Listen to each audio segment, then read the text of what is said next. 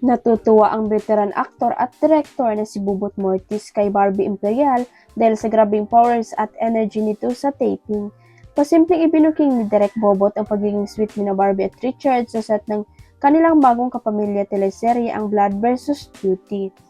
Sa naganap na Grand Medjako ng naturang ABS-CBN action-packed series, inilarawan ng veteran aktor si Barbie na punong-puno ng energy.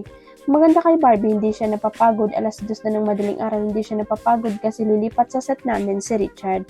Kwento ni Direk Bobot. Maganda pala talaga kapag gagawa ka ng project alam mo na excited sila magkita ni Richard. Anya pa. Dugtong pa ng natatawang aktor at direktor, inusisa rin daw niya si Barbie. Sabi ko, ang tagal pa ma? Anong oras na ba? Darating po Richard, direct darating na, tatawagan ko na. Natutuwa ako kay Barbie talaga dahil yung energy niya hindi nagbabago, sabi pa ni Direk Bobot.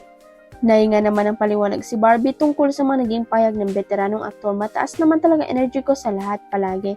Hirit naman ni Richard, minsan napapataas ko yung energy niya, minsan blood pressure. Sinagot din ni Richard kung paano siya napapayag na makatrabaho si Barbie sa isang project. Of course, why not? I think I've been wanting to work with Barbie.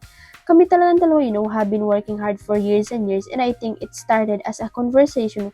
What if we work together? There are so many possibilities. And I think it's an exciting energy. We're guided by great creatives and great directors. Saad ni Richard.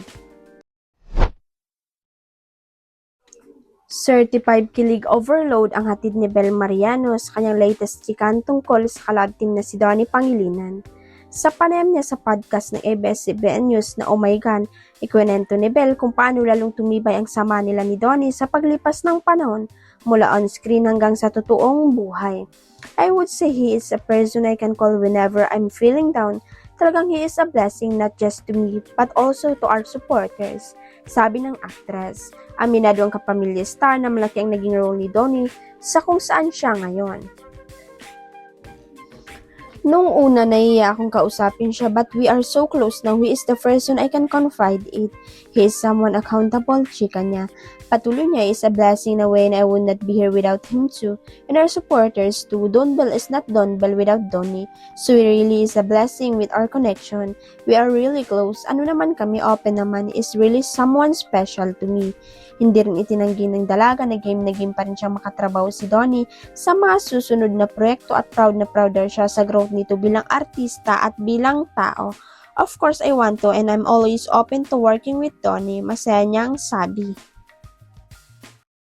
Huwag kalimutan ang subscribe button at i-ring ang notification bell para sa latest chika updates.